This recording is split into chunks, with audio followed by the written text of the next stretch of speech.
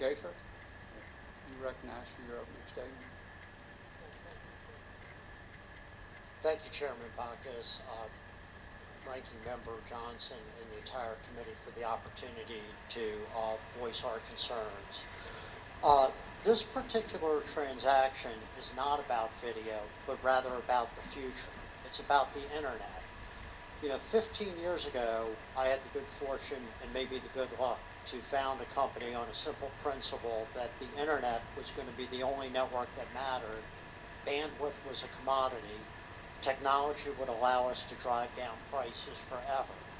Those bets turned out to be correct. It was difficult. We went through a tough market segment, and we've been a good net citizen, helping lead that technology fight and driving down the cost of bandwidth.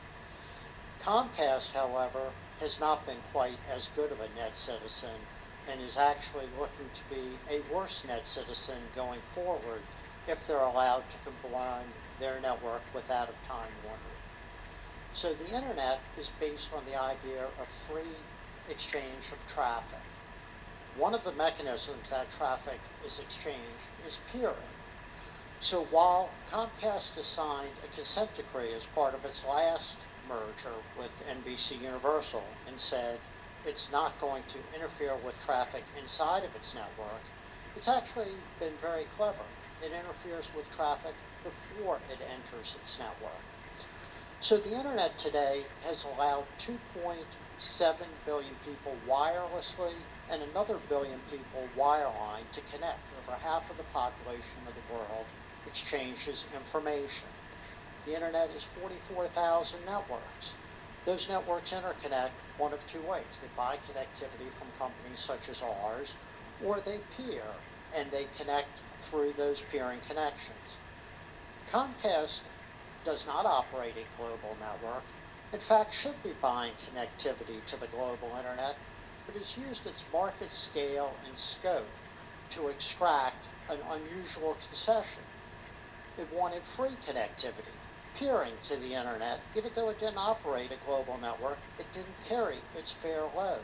But because it represented so many customers, backbone operators like Cogent and others agreed to peer with them. That wasn't good enough for Comcast. As Comcast's market power continued to increase, as consumers had less choice, they actually started to demand payments for connectivity. A larger Comcast will demand even greater payments. Let me use an example of Netflix. Netflix is our largest customer. We are their primary carrier of internet traffic. Netflix buys that connectivity from Cogent because we deliver the highest quality at the lowest price. We have dozens of competitors. We win business every day by competing, offering the lowest price and the highest quality. Netflix wanted to do business with us. They continue to be our largest customer, but there was a problem. We couldn't deliver all the traffic that Netflix was delivering to Comcast customers.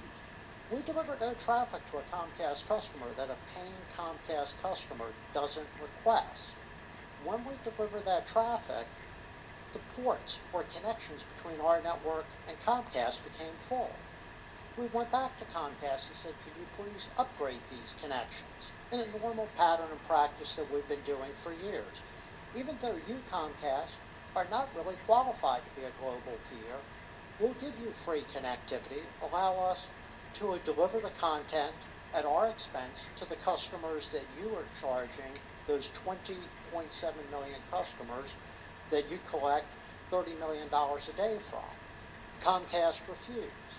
They not only refused Cogent, they refused every other major backbone.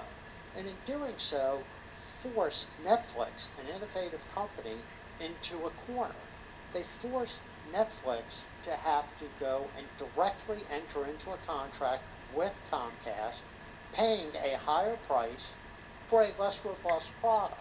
That's not a free market. That's an abuse of market power. A larger and more combined company would have even more market power. So there are two parties that don't sit in front of this committee today. Tens of millions of consumers.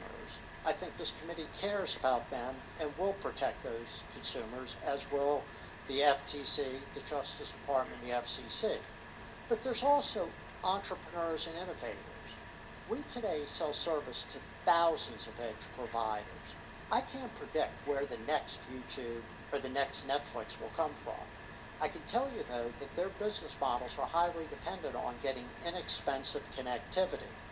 And what they are not dependent on is entering into a bilateral agreement, paying a toll to an inefficient operator such as Comcast, who has not honored the commitments that they've made to date. Why should they, in this committee, expect to them to honor those commitments going forward? Thank you very much.